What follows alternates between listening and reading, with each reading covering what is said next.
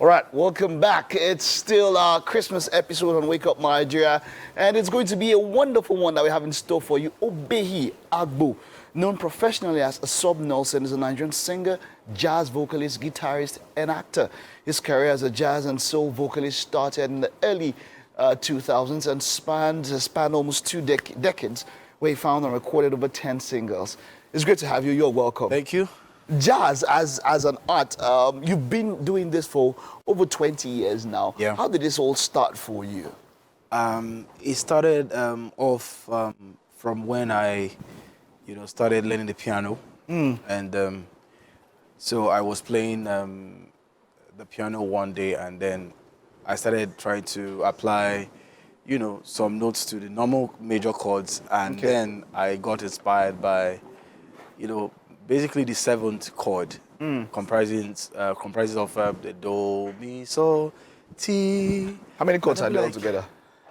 Okay, seventh chord. There are more than thousands of chords. Of chords, okay, but this seventh chord, is it a seventh chord? It's a combination of notes, actually. Okay, all right. Yeah, so, and they'd be like, okay, I started applying those special notes on my major singing. Yeah. And I started to discover that they were a bit more colorful. And at that time, I wasn't even regarded as a jazz singer, but my friends started calling me OB Jazz and all that. So that's okay, let's go. Let's go. And then we started building, and then inspiration came and all that. How is the acceptance of jazz music? Because I know when I go to sit down to maybe a bar or something, I love jazz music.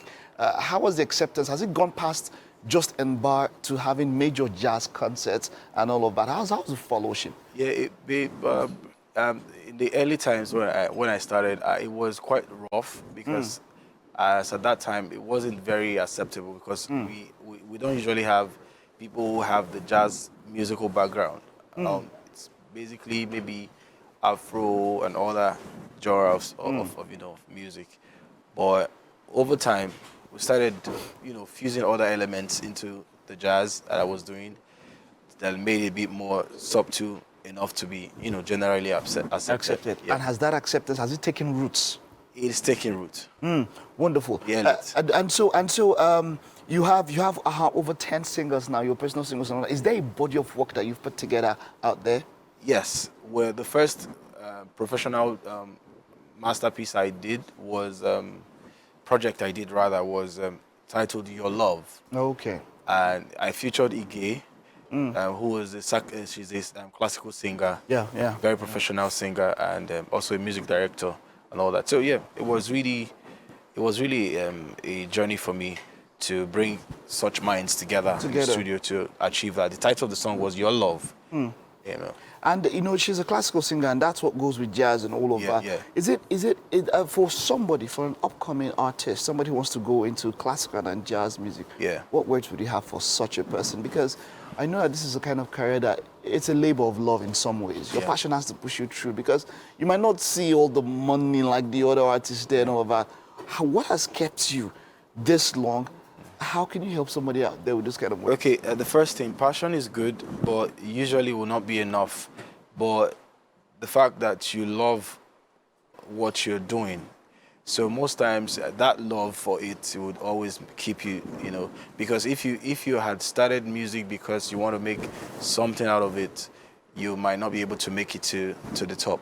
But if you do it because it is something that you love and it resonates from within, then you can stay as long as, So that's the word I give to younger people who want to come in. Yes, so money is not the inspiration. Making money from music is not the inspiration. It's to be able to impact people. But how can one balance, so if you have a 9 to 5, and then you want to do music and all of that, how does one balance such it's not that easy. It's not. How does one balance it? You have the passion. Because there's a thing that we had passions for, but when the bills come and you have to focus more on it and all that, the passion starts dying away. Yeah. How can one balance it? It's tough to be able to balance full-time music and then try to do it 9 to 5. Because if you leave music, in some ways, music will sort of leave. Yeah, So you have to give it full time. Like for instance, Michael Jackson. He died into music. Like everything he was doing was about music. So exactly. So the outcome would be directly reflected from your input. So I mean, you can't be a superstar or you can't be the best if you do the regular, you know, The regular kind routine. of thing. Yeah. All right, you have an ensemble together. You're going to perform for us, but what should people who love your style of music, what should they look out for? Where can one see you perform regularly or something like that? Okay, I have a couple of places. The Good Life restaurant. Okay.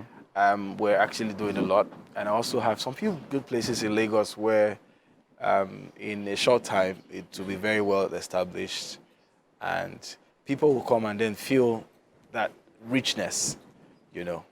You know, it's art, and jazz is quite a lot. It is putting, and how do you manage a band of people? How do you manage that ensemble? Because Okay. it's not something that you can just stand and do alone. No. How do you manage putting people together, getting people together, ensuring that you keep that zeal, the fire burning? Right. Yeah.